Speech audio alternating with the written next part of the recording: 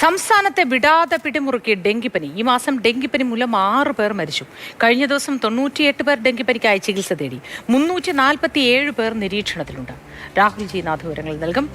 Rahul, good morning. പകർച്ചപ്പനിയുടെ കാര്യത്തിൽ വിവിധ തരം പനികൾ മലയാളികൾ അനുഭവിച്ചു. ഡെങ്കിപ്പനിയാണ് ഇപ്പോൾ ഏറ്റവും കൂടുതൽ ജനങ്ങളെ ബാധിക്കുന്ന ഒരു രോഗം എന്നാണ് നമുക്ക് മനസ്സിലാക്കാൻ കഴിയുന്നത്. എന്താണ് വിവരങ്ങൾ? അങ്ങനെ തന്നെയാണ്, ഡെങ്കിപ്പനി തന്നെയാണ് ഇപ്പോൾ എന്തായാലും വലിയ ആശങ്കയായി മുന്നിൽ നിൽക്കുന്നത്.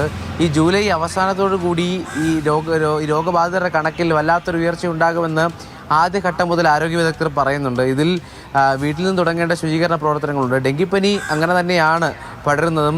വലിയ ആശങ്കയാവുന്നത് കഴിഞ്ഞ ഒരു ദിവസം മുൻപ് 2 പേരാണ് തിരുവനന്തപുരം ജില്ലയിൽ ഡെങ്കിപ്പനി മൂലം മരിച്ചത്. കുന്നത്തുകാലും മാടൻവിളയിലും 2 സ്ഥലങ്ങളിലുമാണ് 2 പേർക്ക് ഇത്തരത്തിൽ മരണമുണ്ടാകുന്നത്. അങ്ങനെയാണ് ഈ മാസം ഇപ്പോൾ 6 പേർ ഡെങ്കിപ്പനി മൂലം മരിക്കുന്നത്. കഴിഞ്ഞ ദിവസം 98 പേർക്കാണ് ഡെങ്കിപ്പനി സ്ഥിരീകരിച്ചത്.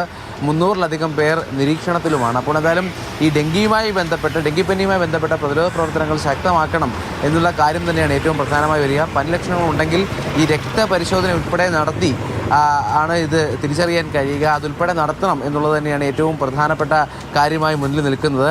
അപ്പോൾ എന്തായാലും മുന്നോട്ട് പോകുമ്പോൾ ഈ ഡെങ്കിപ്പനി കാരണം ഈ കൊതുവിൻ്റെ പ്രജനനകാലമൊക്കെ ഏതാണ്ട് പൂർത്തിയായി വരികയാണ്. അപ്പോൾ നിലവിൽ എന്തായാലും ഇതുമായി ബന്ധപ്പെട്ട പ്രതിരോധ പ്രവർത്തനങ്ങൾ വീടുകളിൽ നിന്ന് തുടങ്ങണം എന്ന അറിയിപ്പാണ് ആരോഗ്യവകുപ്പ് നൽകുന്നത്.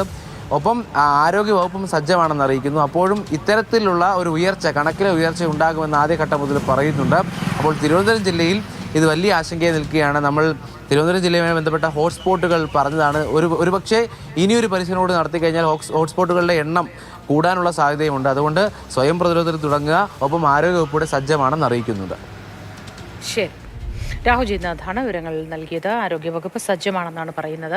ഏതായാലും പനി ബാധിച്ചുള്ള മരണങ്ങളും ഒക്കെ ഉണ്ടായിട്ടുണ്ട്. ഡെങ്കിപ്പനി എല്ലാവരും ശ്രദ്ധയോടെ ഇരിക്കുക. കടുത്ത പനിയുടെ ലക്ഷണങ്ങളൊക്കെ കണ്ടാൽ അപ്പോൾ തന്നെ ആശുപത്രിയിലേക്ക് പോയി ഡോക്ടറുടെ സേവനം പ്രയോജനപ്പെടുത്തേണ്ടതാണ്.